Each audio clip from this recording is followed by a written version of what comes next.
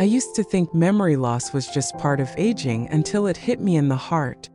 I was on the phone with my daughter, laughing, catching up, just like any normal Tuesday, until she said, softly, "Mom, you forgot. Today's my birthday." My stomach dropped. I tried to cover it with a joke, but she heard the pause, and in that pause, I felt a chill I couldn't shake. It wasn't just about forgetting a date. It was about forgetting part of her, part of me. That night I stared at the ceiling and wondered, is this how it begins? Is this what people mean when they talk about getting old, when the calendar starts to slip? And names float away, and you're still there, but not really. But I didn't let that fear swallow me. I made a quiet promise to myself. I would fight for my mind, gently daily, with small acts of intention. I'm Claire. I'm 72 years old, and I'm not here to give advice from a textbook. I'm here to share what worked for me. 5 small things that helped me find my memory again, and in many ways, find myself. So if you've ever felt the fear of forgetting, this story is for you, because it's never too late to remember who you are. First, it started at the kitchen table. My husband and I used to joke that we'd end up doing crossword puzzles in our pajamas. Well, now we do. And honestly, it's the best part of my day. Every morning, we sit by the window. He reads the clues that I sip coffee and shout out wrong answers. We laugh. We argue about whether emu really is in every puzzle. It's silly. It's routine.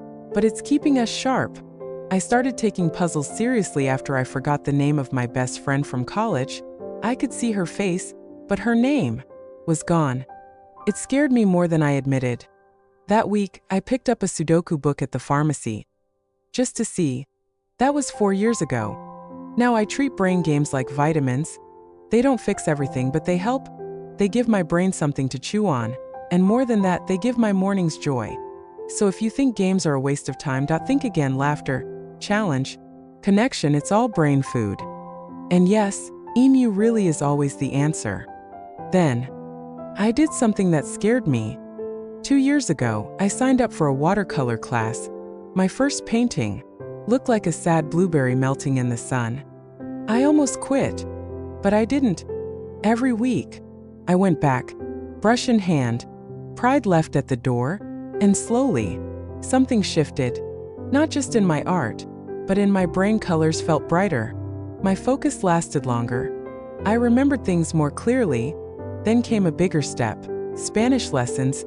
My grandson is half Puerto Rican. One day, he asked me how to say "I love you" in Spanish, and I didn't know. I felt like I was missing part of his world. So I downloaded an app, 10 minutes a day. Last week I told him, "Te quiero mucho." He smiled like I gave him a treasure. Learning something new is humbling. It makes you feel slow, small, even foolish, but that discomfort, that's growth. That's the brain building new roads even at 70. So pick up a brush, or a new word, or a recipe. Let your mind stumble. That's how it stays alive. Next, I started writing things down. At 65, I could read 3 books in a week and remember every plot twist. At 70, I'd forget what chapter 1 was on. So I started a book journal. Every time I read, I write down a line that moved me, or a memory it stirred up, or just a word I want to keep. Then I call Janice. She's my best friend. We've been talking every Tuesday for 40 years. Now it's our tiny book club. I tell her what I read. She tells me what's blooming in her garden. We always end up laughing. And here's the truth. Retelling what I've read helps me remember it. Science calls it active recall. I call it friendship. One time, I quoted a book at dinner, and my granddaughter said, "Wow, Grandma, you're deep." That meant everything to me. I want her to remember me as someone who still had something to say. So read, reflect, retell. Even if the only person listening is you. Then, I changed how I sleep. I used to fall asleep with the news on, phone buzzing, brain spinning, until one night, I woke up at 3 a.m., and I didn't know what day it was. I sat there, in the dark, heart racing, like my mind had turned into smoke. That was my turning point. Now I treat sleep like medicine. No screens after 8. No caffeine after lunch. I light a candle, write down 3 things I'm grateful for, and I listen to soft music. I even bought blackout curtains. Best money I ever spent. When I sleep well, I feel like myself again. Clear, present, whole. They don't tell you this, but memory isn't just about thinking. It's about resting. If you're tired, it's not just your body dragging, it's your thoughts. 2. People ask me, "What's your secret?"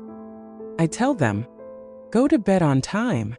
Not glamorous, but it works, because a rested mind remembers, and a rested heart forgives. And finally, I found stillness. I used to think meditation was for other people, yoga moms, peaceful monks. Not me. I talk too much, worry too much, think too much. But 2 years ago, after a really hard week, I sat in the backyard. No phone, no music, just breathe. 5 minutes turned into 10, and something shifted.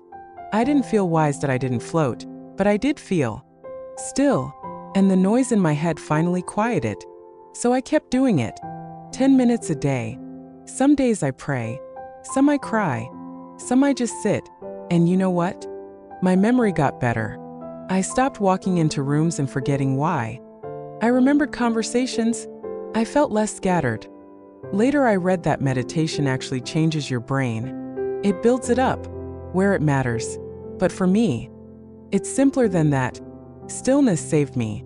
So if your mind feels like a cluttered drawer, take one breath, then another. You don't need to be calm to start. You just need to stop running. What I want to be remembered for. People ask me now, "Claire, how do you remember so much at your age?" And I smile. Not because I have a secret, but because I've learned something. Memory isn't just about the brain. It's about the heart. We remember what we feel. We remember what matters. The color of the sky, the sound of a laugh, the song your mother used to hum. These moments, they don't leave us. They live in us. I still forget things. I still lose my glasses. Smiles, but I remember who I am and who I want to be.